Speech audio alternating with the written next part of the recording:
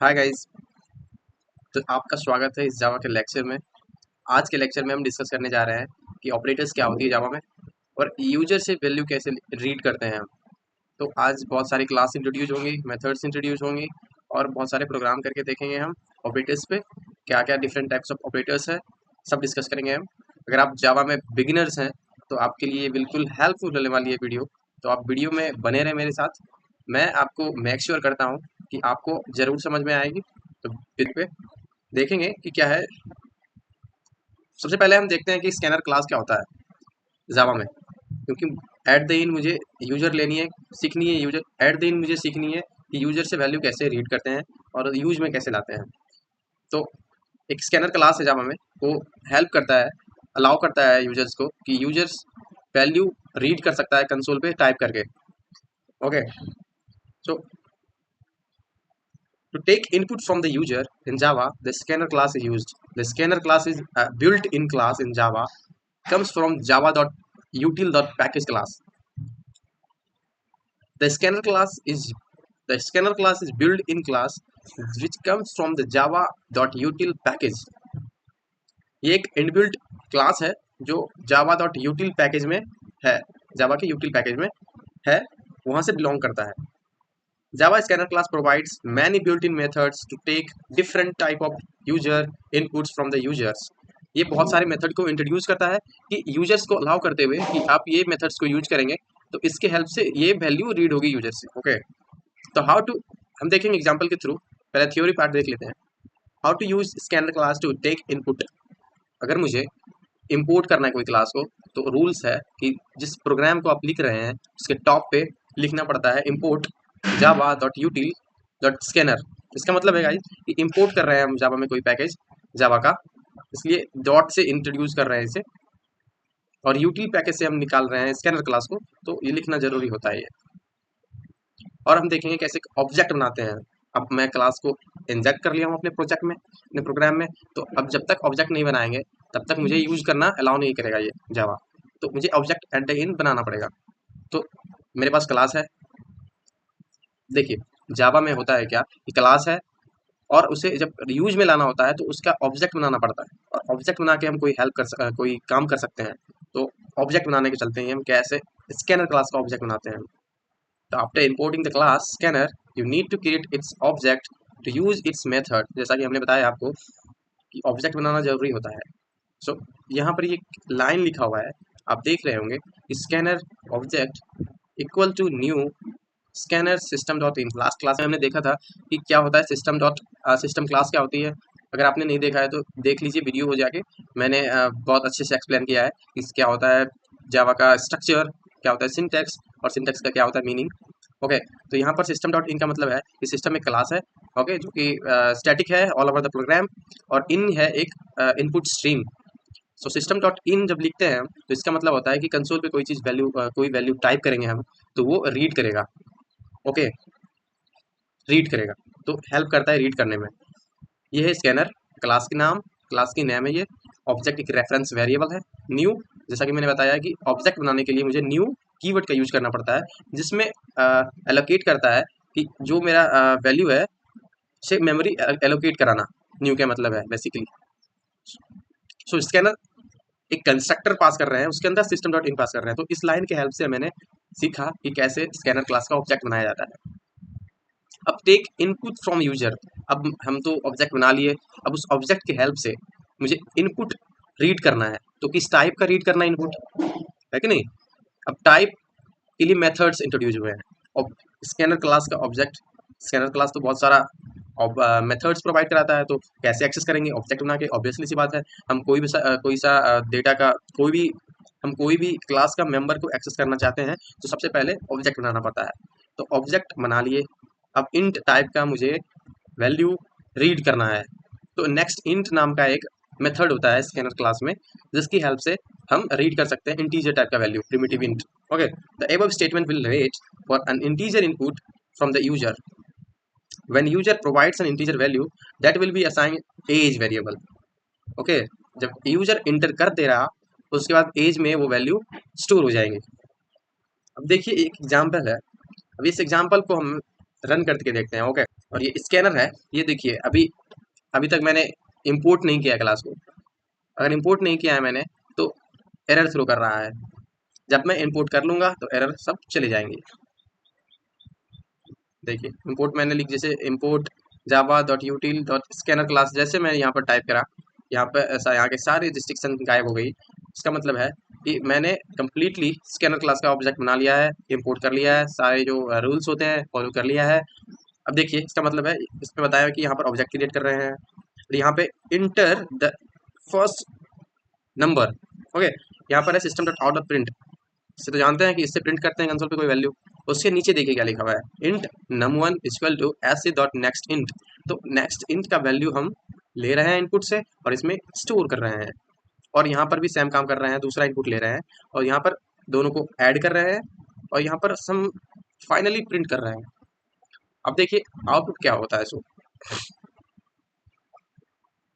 Output में आप देखेंगे, जैसे यहाँ पर लिखा है इंटर द फर्स्ट नंबर, मैं जैसे ही नंबर इंटर करूंगा और इंटर प्रेस करूंगा तो सेकेंड नंबर मुझसे ये मांगेगा। तो सेकेंड नंबर हम 6 देता हूँ लिखकर, तो इंटर प्रेस करता हूँ तो सम प्रिंट हो गया गाइज। तो क्या हुआ इसके अंदर का आखिर ऑपरेशंस क्या हुआ है, तो 4 जैसे मैंने टाइप किया इंटर किया तो 4 रीड किया नेक्स्ट इंट मेथड की वजह से, हेल्प से, और वो num1 में स्टोर कर दिया। ओके, और जैसा कि सिमिलर सा काम मैंने किया 6 के लिए भी, तो वही काम हुआ, नेक्स्ट इंट रीड किया स्टोर कर दिया। तो देखा गाइस आपने क्या स्कैनर क्लास क्या होती है, कैसे यूज करते हैं, कैसे इंपोर्ट करते हैं और कैसे ऑब्जेक्ट बनाते हैं, और ऑब्जेक्ट बना के कैसे हम एक्सेस करते हैं। अब एक्सप्लोर करने के लिए हम और देखते हैं कि क्या होता है। जैसे अब इसकी बहुत सारे इंट्रोड्यूस मेथड्स हैं, ये पहले से यहाँ पर देखिए आप, सॉरी,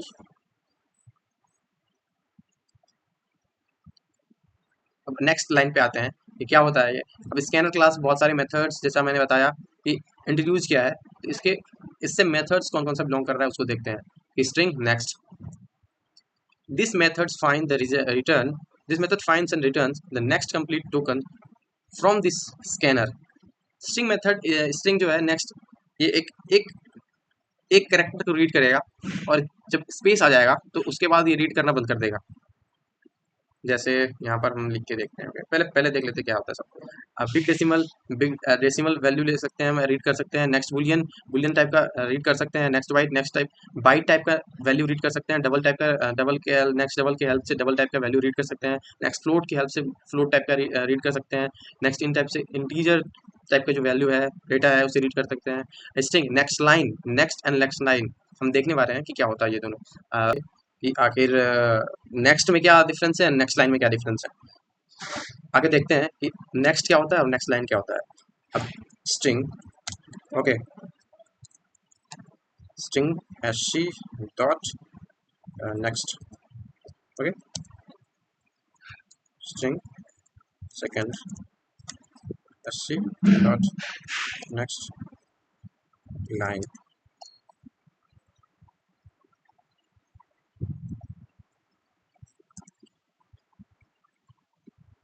फर्स्ट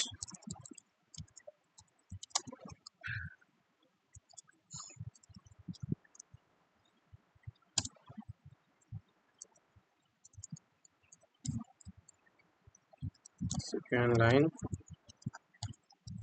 सेकेंड, ओके। अब इसे हम रीड करके देखते हैं, इसको कमेंट आउट कर देते हैं। okay.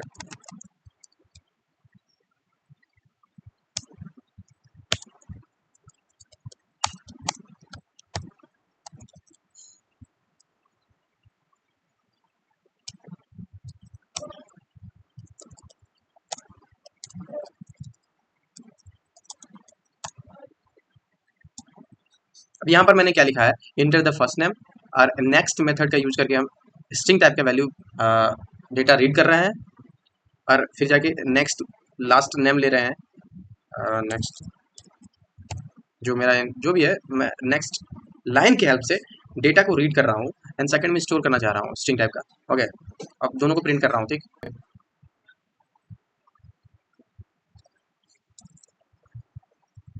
आयुष राज प्रिंट किया, यहाँ पर इंटर किया तो आयुष राज मैंने भेजा, जैसे ही स्पेस आया ये रीड करना बंद कर दिया। ओके, तो नेक्स्ट क्या होता है कि जैसे स्पेस आएगा और रीड नहीं करेगा उसके आगे, बस उतना सा ही एक स्ट्रिंग को रीड करेगा। बट नेक्स्ट लाइन क्या करता है, नेक्स्ट लाइन पूरे लाइन को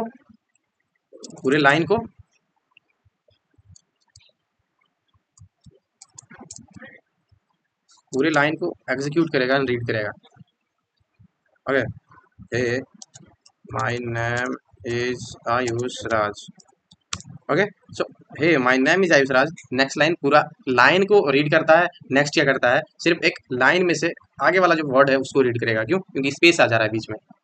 तो यहाँ पर मैंने देख लिया कि स्कैनर क्लास क्या होता है। स्कैनर क्लास का ऑब्जेक्ट इसी में बनाते हैं, और ऑब्जेक्ट बना के कैसे हम यूजर से वैल्यू लेते हैं रीड करके।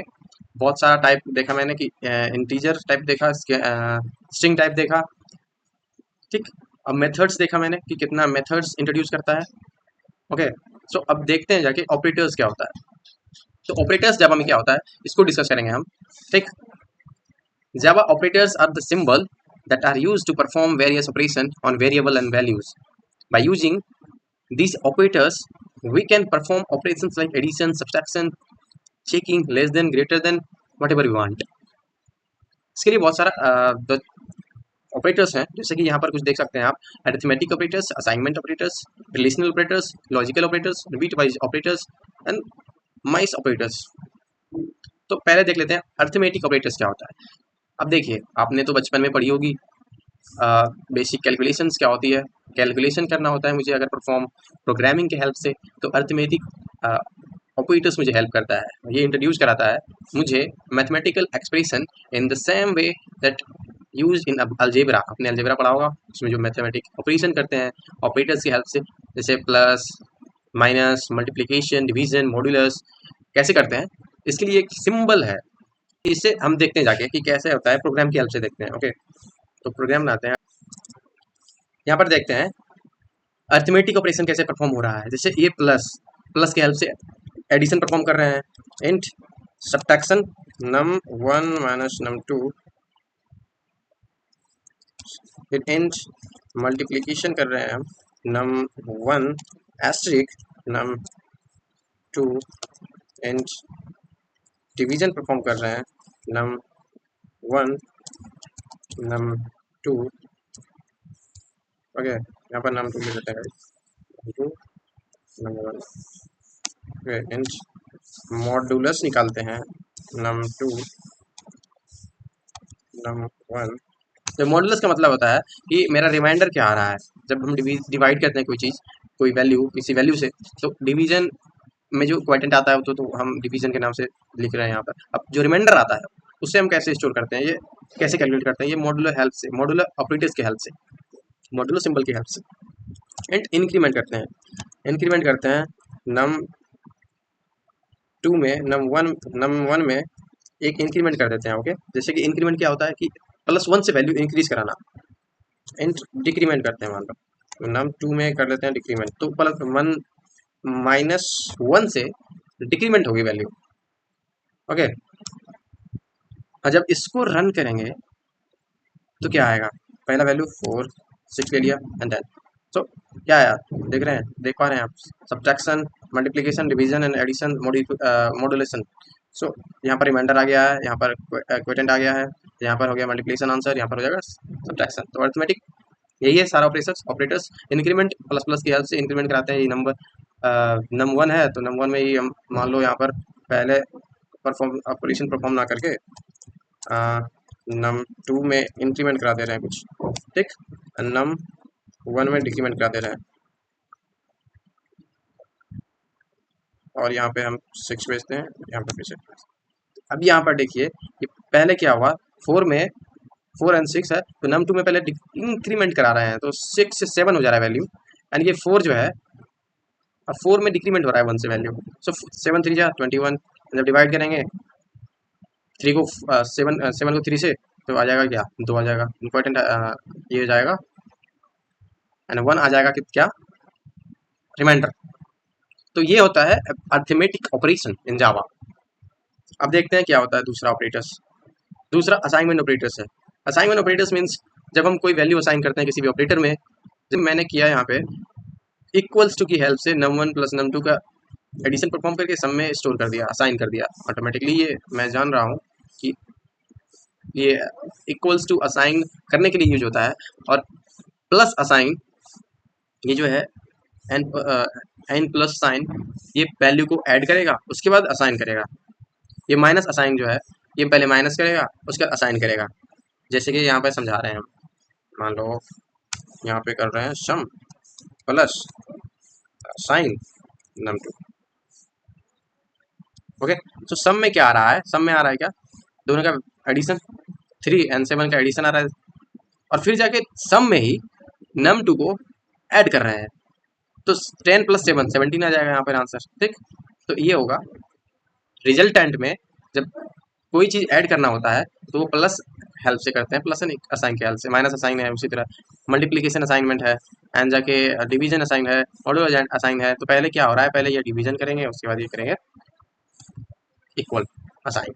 ये मॉड्यूलो है, लेफ्ट शिफ्ट है, राइट शिफ्ट है, ये भी देखेंगे। तो यहाँ पर देखिए क्या हो रहा है, a+5, a+ साइन 5, सो 15। क्यों, क्योंकि a में 10 है और 5 से इंक्रीमेंट करा रहे हैं, सो ये 15 हो जाएगा। एंड यहाँ पर फिर क्या कर रहे हैं, a है 10 एंड 3 से डिक्रीमेंट करा रहे हैं, सो 12 आ जाएगा आंसर।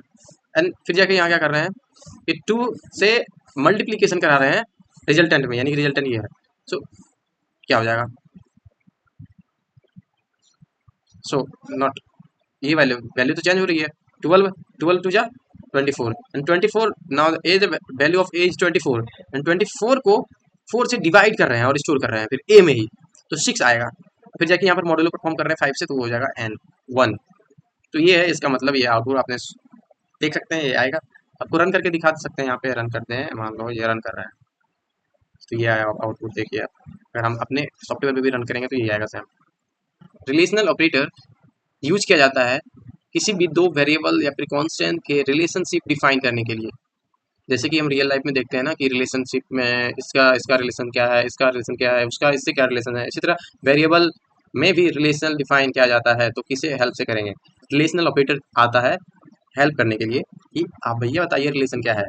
जैसे डबल इक्वल्स टू क्या करता है, चेक करता है क्या ए एंड बी बराबर है या नहीं है, और वैल्यू ट्रू एंड फॉल्स में रिटर्न करेगा। जैसे अब यहाँ पे मान लीजिए, ठीक, नंबर 2 इक्वल टू नंबर 1 कर रहे हैं। अब नंबर 1 अब नंबर 2 दोनों तो बराबर है नहीं, तो रिटर्न रिजल्ट में क्या आएगा, फॉल्स आएगा। अगर बराबर रहता तो ट्रू आता। ठीक, अब देखिए नॉट इक्वल टू क्या है, चेक करेंगे कि कोई वैल्यू दोनों नॉट इक्वल टू है। जैसे इक्वल टू चेक करना है तो नॉट इक्वल के लिए ये ऑपरेटर यूज करते हैं, ये सिंबल। ग्रेटर देन, अब किसी वैल्यू को बताना है कि ये इससे ग्रेटर है, तो ये ऑपरेटर हेल्प करता है उसे शो करने में। लेस देन के लिए ये यूज करते हैं, and greater than equal to के लिए यूज करते हैं। और आप देख सकते हैं ए एंड बी भी इक्वल है, ए एंड बी का वैल्यू ये है, and A equal to 2, A equal to B means both are not same to each other, that's why false is printing.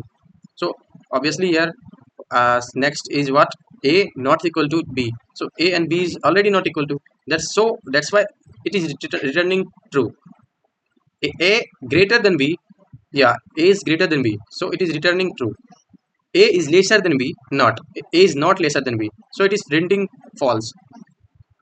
A greater than equal to b, not, yeah, a is greater than b, okay. Greater than तो check करेगा, साथ साथ check करेगा क्या equal to है कि नहीं है। अगर यहाँ पर ये रहता है a and b equal to 11 रहता, 12 रहता, वेरी करता, तो ये होता है यूज। ये आपको यूज करना है आगे चल के, जब लूप पढ़ेंगे और परफॉर्म करेंगे ऑपरेशंस क्या होता है, डेटा स्ट्रक्चर को देखेंगे एंड कंडीशन बेस्ड क्वेश्चन करेंगे, तो इसमें समझ में आएगा क्या होता है इस सब चीज़ का रूल इसका ऑपरेशन का हेल्प करने में कहाँ पे यूज होता है इसका, ये भी देखेंगे हम। तो अभी तो आपको आइडिया लग गया होगा थोड़ा थोड़ा कि क्या होता है ऑपरेटर्स, ये यूज करेंगे हम अपकमिंग वीडियोस में कि कैसे किसी भी ऑपरेशंस को परफॉर्म करने के लिए ऑपरेटर्स कैसे हेल्प करती है। यहाँ पर जल्दी से देख लेते हैं लॉजिकल ऑपरेटर्स क्या होता है। लॉजिकल ऑपरेटर्स क्या कहते हैं कि लॉजिकल टास्क को परफॉर्म करना हो, जैसे एंड और नॉट एक्सॉर, ये सब ऑपरेशन परफॉर्म करना होता है तो लॉजिकल ऑपरेटर्स की हेल्प से हम करते हैं। अब इस टेबल की हेल्प से हम देखते हैं क्या होता है। जैसे एंड है, आपने देखा पढ़ा होगा कि जब दो ऑपरेंड नॉन जीरो होता है और जीरो होता है तो उसका वैल्यू किस तरह आता है, जैसे दोनों नॉन जीरो आएगा तो उसका वैल्यू ट्रू होगा। जैसे एंड है, एंड क्या है, दोनों ऑपरेंड का वैल्यू अगर नॉन जीरो है तो वन देगा, मतलब कि वो ट्रू देगा। सो यहाँ पर वन वन दोनों ट्रू है, सॉरी वन वन दोनों सेम ऑपरेंड है तो ट्रू आएगा वैल्यू।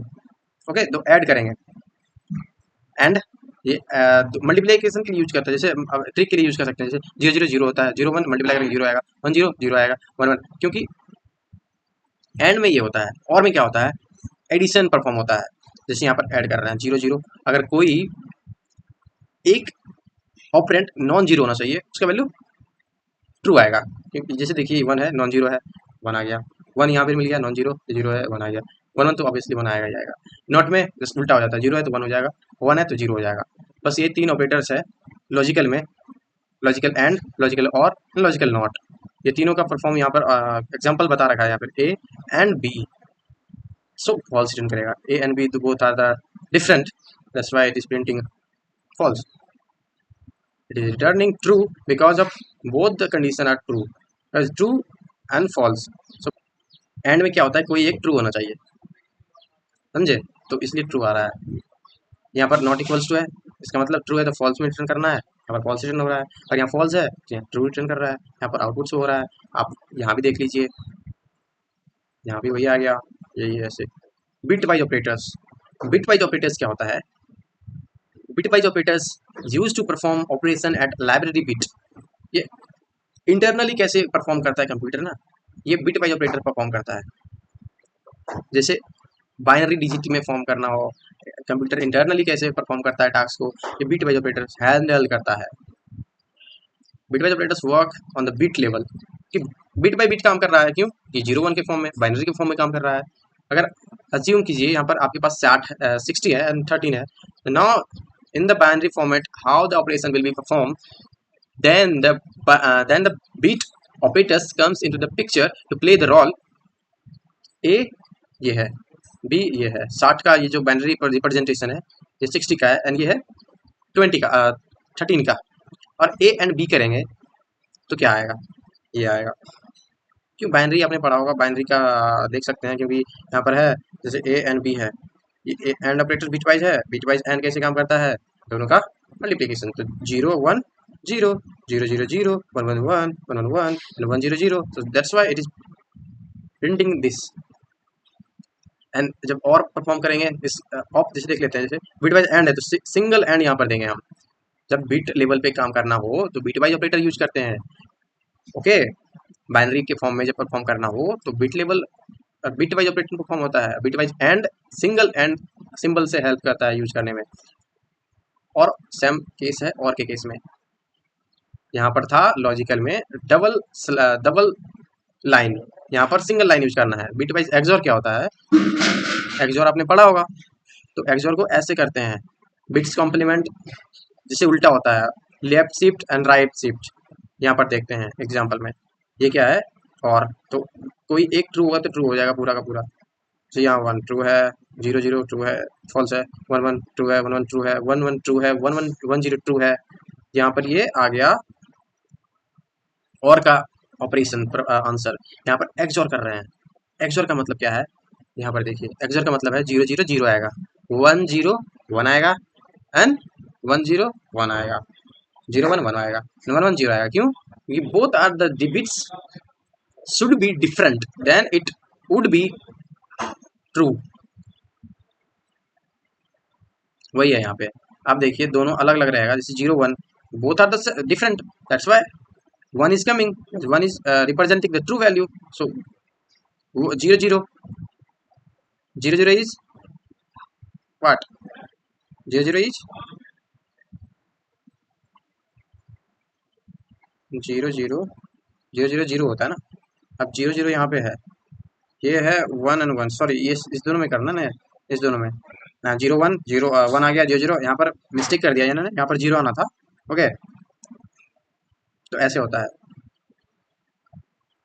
आप देख सकते हैं कोई सा लेफ्ट शिफ्ट में आते हैं, देखते हैं लेफ्ट शिफ्ट क्या होता है, कि वैल्यू जो ये है दो, अब जैसे बाइनरी डिजिट है ना, ये है, जैसे इसे लेफ्ट शिफ्ट करेंगे तो लेफ्ट की तरफ 1 बिट शिफ्ट होगा। जैसे 1 है, 1 0 के प्लेस पे आ जाएगा, और 1 इस 1 के प्लेस पे आ जाएगा, ये 1 इस प्लेस के इसके प्लेस पे आ जाएगा, ये 1 इसके प्लेस पे आ जाएगा, यहाँ पर 0 इसके प्लेस पे आ जाएगा। मतलब 1 1 बिट लेफ्ट की साइड मूव कर जाएंगे, तो उसके बाद उसका डेसिमल वैल्यू क्या होगा, बिल्कुल चेंज आएगा। तो उसी तरह राइट शिफ्ट भी होता है। राइट शिफ्ट में क्या होता है कि 1 बिट राइट की तरफ शिफ्ट होता है हर एक वैल्यू, तो उसमें भी डेसिमल वैल्यूज डिफरेंट आएंगे, तो उस तरह से ऑपरेशन परफॉर्म करते हैं। तो लेफ्ट सब चीज़ देख लिया मैंने यहाँ पे, बिट वाइज और देख लिया, बिट वाइज एंड देख लिया, बिट वाइज एक्सॉर देख लिया, बिट वाइज कॉम्प्लीमेंट देख लिया, लेफ्ट शिफ्ट देख लिया, राइट शिफ्ट देख लिया। और इसके सहित arithmetic, assignment, relational, logical and bit wise operators मैंने देख लिया यहाँ पे। अब देखते हैं थोड़ा सा ये ऑपरेटर्स क्या होता है।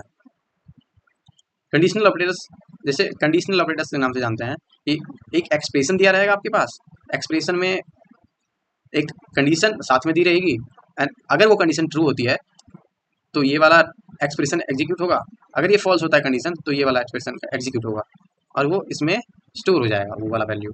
जैसे यहाँ पर इंट है ए बी, इस एग्जाम्पल से हम देखेंगे कि क्या होता है कंडीशनल ऑपरेटर। जैसे ए बी 2 वेरिएबल है, ए में 10 असाइन कर रहे हैं और बी में हम चाह रहे हैं कि अगर ए जो कि 10 है वो 1 का इक्वल है, अगर है तो ए में सॉरी बी में ये वाला वैल्यू असाइन हो जाए।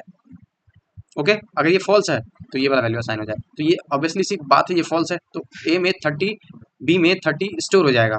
सो बी का वैल्यू फाइनली प्रिंट होगा 30। सो बी में चेक कर ले रहे, बी के लिए चेक कर रहे हैं, अगर ए 10 है तो 10 से 10 का इक्वल है 10, तो इस केस में ये एक्सप्रेशन एग्जीक्यूट होगा और ये बी में स्टोर हो जाएगा। So now the value of B is 20. So you can see the output over here. The value of b is firstly 30 and the value of b is 20 later.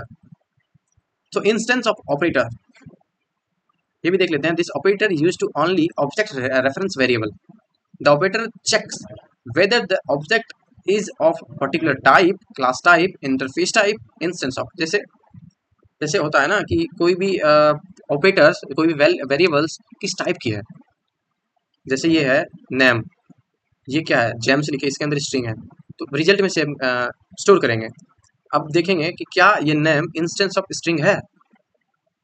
अब देखिए जैसे class जावा है, जावा में सब primitive है value, लेकिन ये एक कोई ना कोई क्लास से वैल्यू आ रही है। जब हम रैपर क्लास जेनरिक देखेंगे तो उस समय देखेंगे रैपर क्लास क्या होती है, लेकिन अभी के लिए समझते हैं कि देखते हैं कि स्ट्रिंग नेम में जो वैल्यू है क्या है, उसका चेक कर रहे हैं टाइप, क्या वो है उसका इंस्टेंस या फिर नहीं। तो ये नेम इंस्टेंस ऑफ स्ट्रिंग, अब ये रिजल्ट करेगा रिटर्न ट्रू और फॉल्स में। सो यहाँ पर देखते हैं कि ये स्ट्रिंग में तो है, पता है ऑब्वियसली सी बात है स्ट्रिंग, तो यहाँ पर देख लेंगे इंस्टेंस क्या है, अगर है तो यहाँ पर बुलियन में रिटर्न होगा ट्रू, एंड ट्रू हो जाएगा यहाँ पर प्रिंट, एंड देखते हैं आउटपुट में भी यही है ट्रू है। तो समझे इसके लिए, तो इससे समझा आपने कि क्या होता है, कैसे टाइप चेक करते हैं, कैसे इंस्टेंस चेक करते हैं कि किस टाइप का है, किस वेरिएबल में वैल्यू।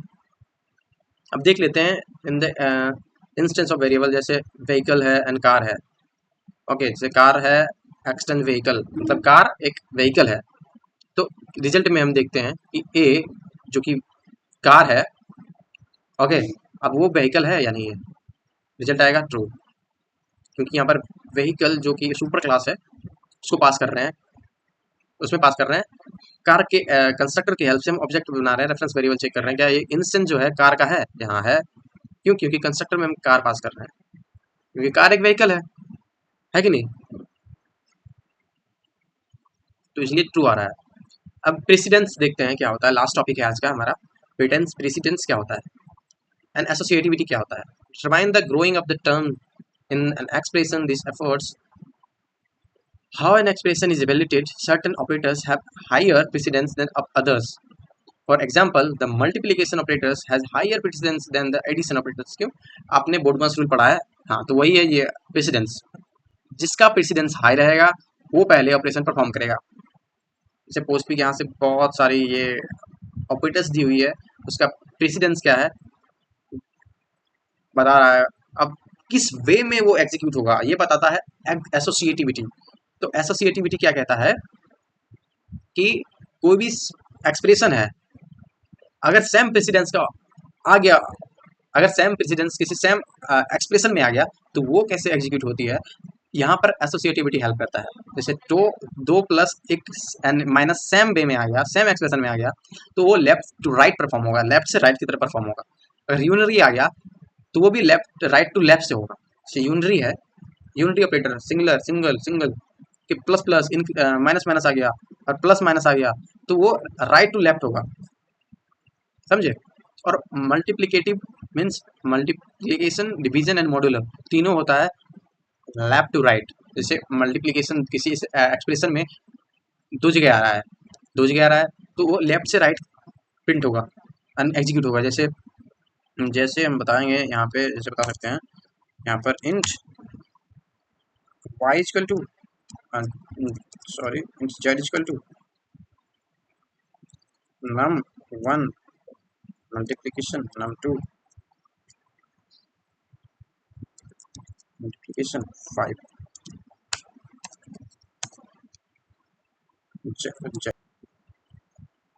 यहाँ पर देखिए एक z वेरिएबल है जो कि असाइन कर रहा है num1 मल्टीप्लिकेशन num2 एंड 5 से मल्टीप्लाई हो रहा है। यहाँ पर एक एक्सप्रेशन में दो मल्टीप्लिकेशन आ रहा है, तो कैसे ये एग्जीक्यूट कर रहा है, क्योंकि प्रेसिडेंस यहाँ पर है मल्टीप्लिकेशन का एंड दो प्रेसिडेंस सेम प्रेसिडेंस का ये आ रहा है ऑपरेटर एक सेम एक्सप्रेशन में, तो एसोसिएटिविटी हेल्प करेगा। यहाँ दो सेम प्रेसिडेंस का ऑपरेटर एक सेम एक्सप्रेशन में आ रहा है, तो वो कैसे एग्जीक्यूट होगा ये एसोसिएटिविटी बताता है। तो लेफ्ट टू राइट एग्जीक्यूट होगा, तो पहले num1 num2 एग्जीक्यूट होगा, मल्टीप्लिकेशन परफॉर्म करेगा एंड उसका रिजल्ट 5 के साथ आएगा करने के लिए मल्टीप्लिकेशन। जैसे हम देखते हैं यहाँ पे, ठीक, ये पहले क्या होगा, z में होगा वैल्यू num1 and num2 का, num1 multiplication num2 what ever value will be get it will be store in the z से y वैल्यू ऑब्टेन हुआ। अब z में ये y मल्टीप्लाई होगा फिर 5 से, और फिर जाके जो वैल्यू आएगा w उसको रिटर्न ऐसे शो होगा वो, समझे। लेफ्ट टू राइट एग्जीक्यूट होता है। जैसे एडिटिव है ये भी लेफ्ट टू राइट, बाकी सब लेफ्ट टू राइट होता है। कंडीशनल असाइनमेंट एंड ये यूनरी को छोड़ के बाकी सब लेफ्ट टू राइट होता है। तो याद रखना है कि conditional assignment and unary right to left होता है। एग्जाम्पल तो देखा है आपने। तो गाइज इसी के साथ हम इस लेक्चर को एंड कर सकते हैं। तो गाइज इसी के साथ इस लेक्चर को एंड करते हैं। हमने देखा यहाँ पे स्कैनर क्लास क्या होता है, ऑपरेटर्स क्या होता है, डिफरेंट टाइप ऑफ ऑपरेटर्स क्या होता है, सबको मैंने देखा। तो नेक्स्ट क्लास में हम देखेंगे कि क्या होता है, लूप्स देखेंगे, कंडीशनल स्टेटमेंट क्या होता है ये देखेंगे, और बहुत सारी प्रॉब्लम्स करेंगे हम, ठीक। तो इन करते हैं सेशन गाइज इस सेक्शन को।